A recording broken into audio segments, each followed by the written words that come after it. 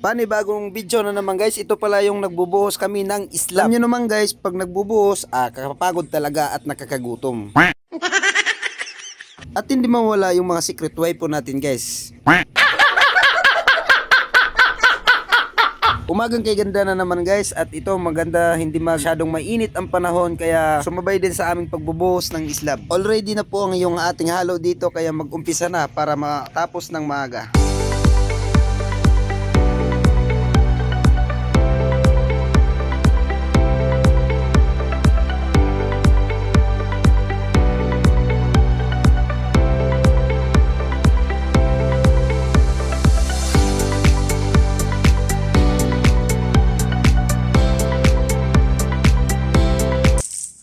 Umakusgan ang mga bataa.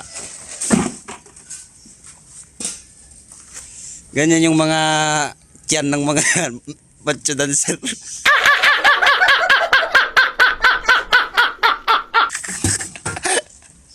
Ay guys, wala, unti na lang.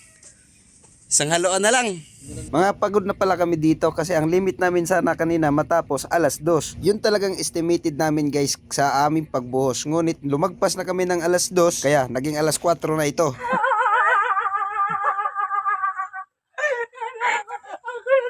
Ang lambot na to.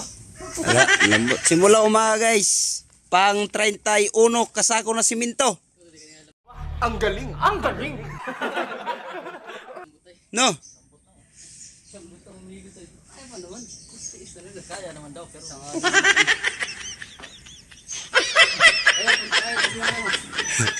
Yan pa lang ha.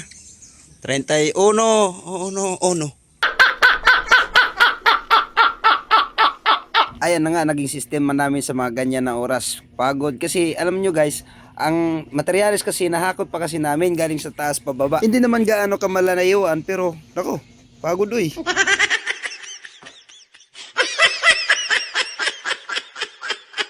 Ang akala namin guys, isang halo na lang, pero naghalo pa kami ulit dahil nag-short na naman ang aming hinalo.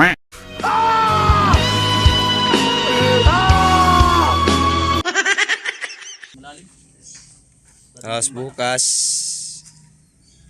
ano na yan guys, poste na naman, tirahin dyan bukas.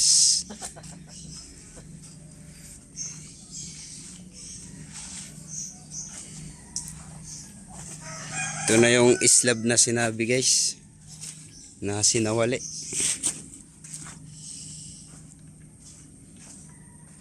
Kaya tamang pahinga muna kami guys dito guys, kasi humina na ang aming mga powers at mga lakas dito sa aming ginagawang pagbubuhos.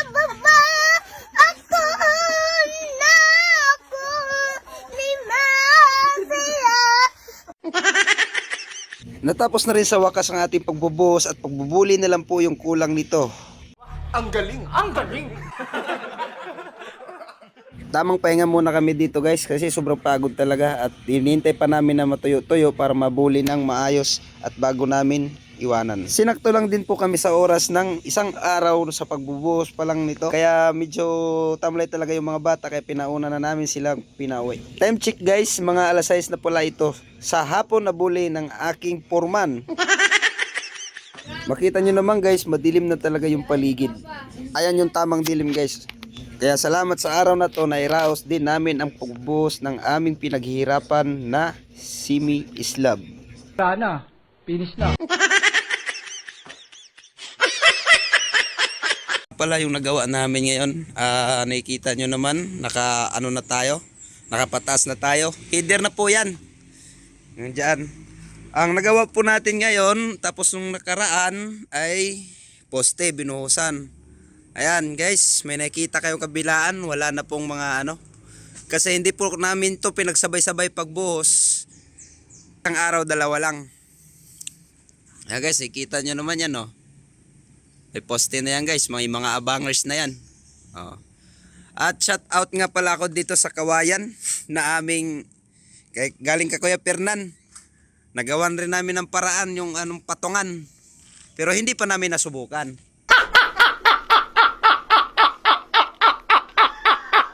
Bukas pa. Kasi yung patungan namin, tingnan nyo naman guys, tumatakbo-takbo dahil sa tubular. Madulas yung tubular. Ay guys, ikita nyo dyan Taas na yan, mataas. Tapos dito. Ngayon na araw, ang nagawa namin kasi galing pa sa taas yung hollow blocks, hinakot muna namin dito sa loob kasi masama kasi yung panahon, ikaw ng weather. Isang poste na lang guys, yan. Yan na lang yung gagawin namin bukas. Tuloy-tuloy na to. Asintada.